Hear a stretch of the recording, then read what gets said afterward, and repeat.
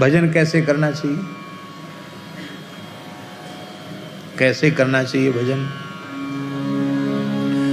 भजन छिपकर करना चाहिए। बोलो भक्त वत्सल भगवान की जय। किसी को पता ना चले कि आप क्या कर रहे हो। सुमिरन ऐसा कीजिए,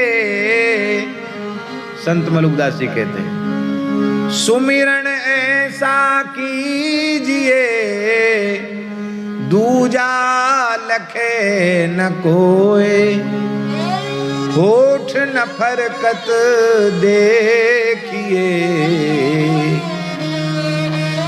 प्रेम राखिए गोय। जो तेरे घट प्रेम है तो कही कही काहि जनाव, अंतर्यामी जानी है अंतर्गत को भाव। दुनिया को दिखाने से कोई प्रयोजन नहीं है, भजन छिपकर करना चाहिए। पता ही नहीं चले कि आप क्या करते हो। धन तब तक सुरक्षित है जब तक उस धन की किसी को जानकारी नहीं है, और जानकारी होने के बाद बाहर के चोर तो पीछे लगे है सके बुद्धि बिगड़ जाए तो घरवाली चुरा के धर ले कोई चीज, धीरे से नजर बचा के रख ले। हो सकता है पुत्र ही कुछ इधर उधर करके रख ले।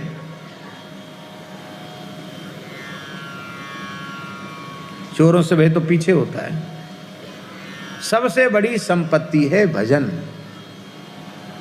और वो बहुत छिपा करके। इसलिए बड़ी विनम्र प्रार्थना है, भगवान की अत्यंत कृपा होती है तब यत्किंचित कुछ अच्छी बातें मन में आती हैं, ध्यान में आती हैं, अनुभूतियाँ होती हैं। उन अनुभूतियों का प्रकाश जैसे तैसे के सामने नहीं कर, अच्छी बात तो प्रकाश करना ही नहीं चाहिए। यदि संभव हो, आवश्यक समझ में आवे कि कहना जरूरी है, तो अपने गुरुजनों से इस दृष्टि से कहना चाहिए कि हमारा वह मार्ग और आगे बढ़े। प्रचार प्रसार की दृष्टि से नहीं, प्रचार प्रसार से बच करके भजन करना चाहिए। लोक मान्यता अनल सम करतप कानन दाह। लोक की जो मान्यता है वो भयंकर अग्नि के समान है, वो साधन रूपी, तपस्या रूपी, भजन रूपी जंगल को जलाकर खाक कर देती है। लोक मान्यता से बचकर के भजन करें। एक संत थे, गौड़ीय संत थे, मिथिला क्षेत्र के थे, उनका नाम था श्री विपिन बिहारी दास जी। उन्होंने एक घटना सुनाई थी बहुत प्राचीन काल की। उन संत का क्या नाम है वो तो मैं विस्मृत हो गया, मुझे स्मरण में नहीं है, लेकिन एक घटना उन्होंने सुनाई थी कि एक संत थे, बड़े उच्च कोटि के भजन आनंदी महात्मा थे, बहुत उच्च कोटि के, अहर्निश भजन, हरि तज किमपि प्रयोजन नहीं, ऐसे थे। भगवान को छोड़ के कोई प्रयोजन ही नहीं। और श्री जनकपुर में विराजते थे, तो प्रतिदिन जानकी महल में आकर एक बार दर्शन करते थे, बस किशोरी जी का, अब फिर अपनी कुटिया में चले जाते।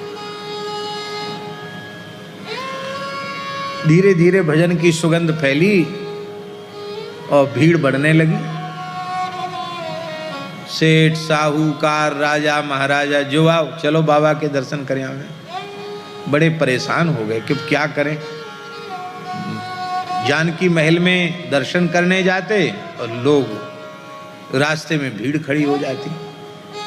अरे बोले तो दर्शन का सुख भी छिन गया, क्या करें। रहना तो जनकपुर धाम में ही है, भजन तो करना ही है, तब क्या करें। युक्ति सोचो, ये भजन बचे कैसे। बोलते किसी से नहीं थे, और श्रद्धा लोगों में होती है तो उनके दर्शन से लोगों की इच्छाएं पूरी हो जाती। तो जनकपुर की ही एक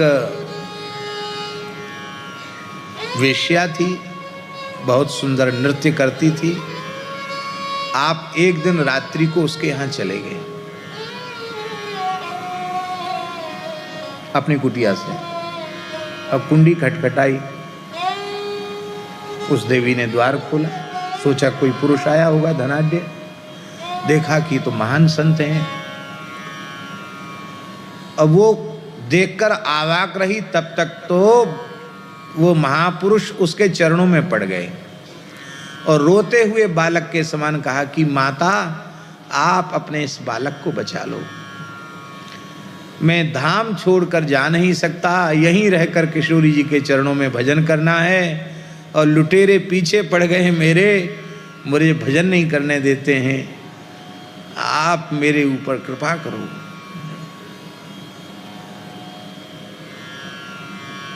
उसने कहा क्या कृपा करें महाराज, बताओ।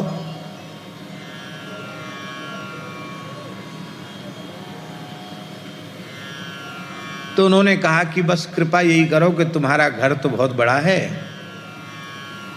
बगीचे में ही एक कुटिया है, उसी में हम रह जाएंगे और दर्शन करने जाएंगे हम, और हमको एक नई वेशभूषा हमको दे दो। बोला बिल्कुल ठीक है, हमारे बारे में किसी से कुछ बोलना नहीं, बस हमारा आपका इतना ही संवाद बहुत है, अब ना हमें तुमसे लेना देना और ना अब तुमको हमसे कुछ लेना देना, बस हम पड़े रहें कोने में, हमको भजन करने देना। बोला ठीक है।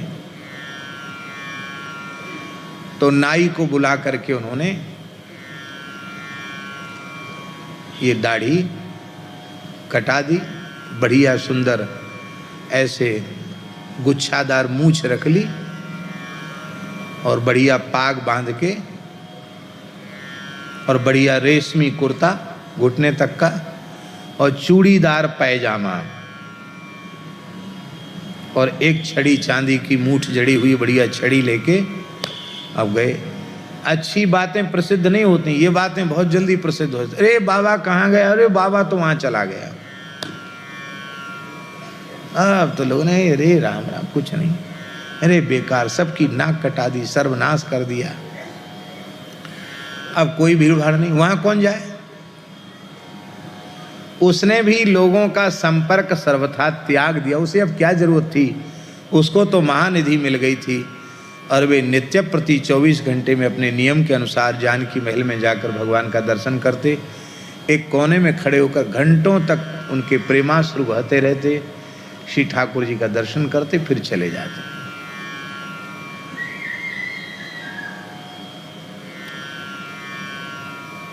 अब लोगों की भीड़ तो बिल्कुल बंद हो गई, दर्शन का नियम उनका नहीं छूटा। धीरे धीरे चर्चा भी लोगों में बंद हो गई, उपेक्षा जैसी कर दी। एक समय उन संत का भजन करते करते भगवत धाम प्रयाण हो गया। प्रयाण जैसे ही हुआ तो उस समय के जो महाराज थे जानकी महल के, उन्होंने देखा कि अकस्मात ठाकुर जी का दीपक बुझ गया। तो ये एक संकेत अच्छा नहीं था। दीपक कैसे ठाकुर जी का बुझा? तुरंत जाए, शांति करवाई, दीपक प्रज्वलित किया। तो पुनः दीपक प्रज्वलित किया तो क्या देखा कि सरकार के नेत्रों से अश्रुधार बह रही है। अरे ये विग्रहों का रोना भी ठीक नहीं है, ये अश्रुधार क्यों बह रही है? बड़े विकल हो गए, ठाकुर जी का पर्दा किया, अनवसर किया। अच्छे महापुरुष थे वे भी, उन्होंने रोकर प्रार्थना की, प्रभु समझ में नहीं आ रहा ये क्या हो गया है।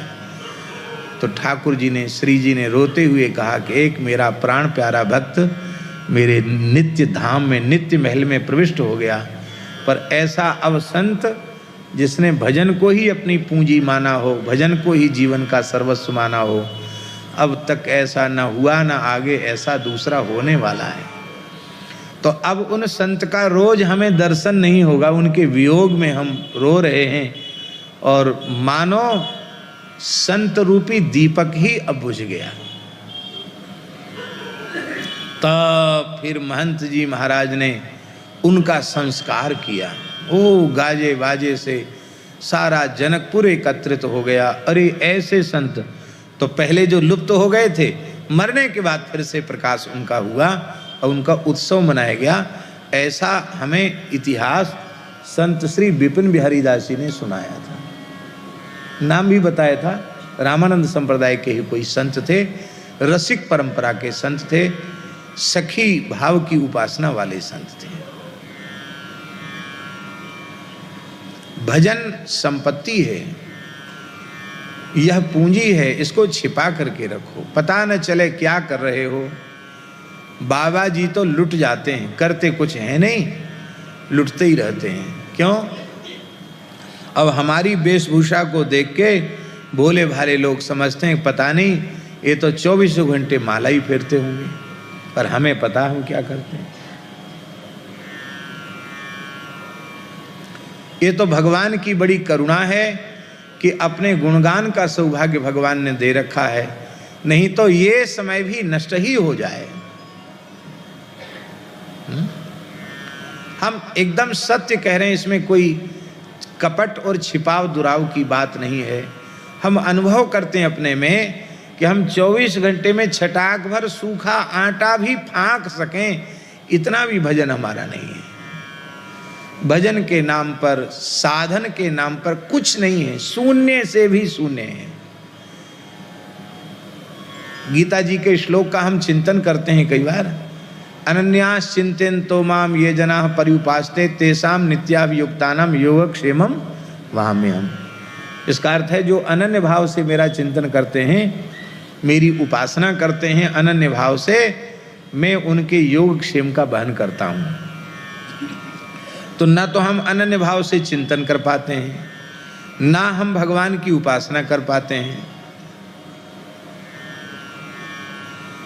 तो श्लोक के 3 चरण तो अनुभव में नहीं आते जीवन में, लेकिन आखिरी चरण अनुभव में आता है हमेशा, योगक्षेमम वहाम्यहम्। योगक्षेम का ठाकुर जी बहन करते हैं, किसी लायक नहीं है, ठाकुर जी योगक्षेम का बहन करते हैं।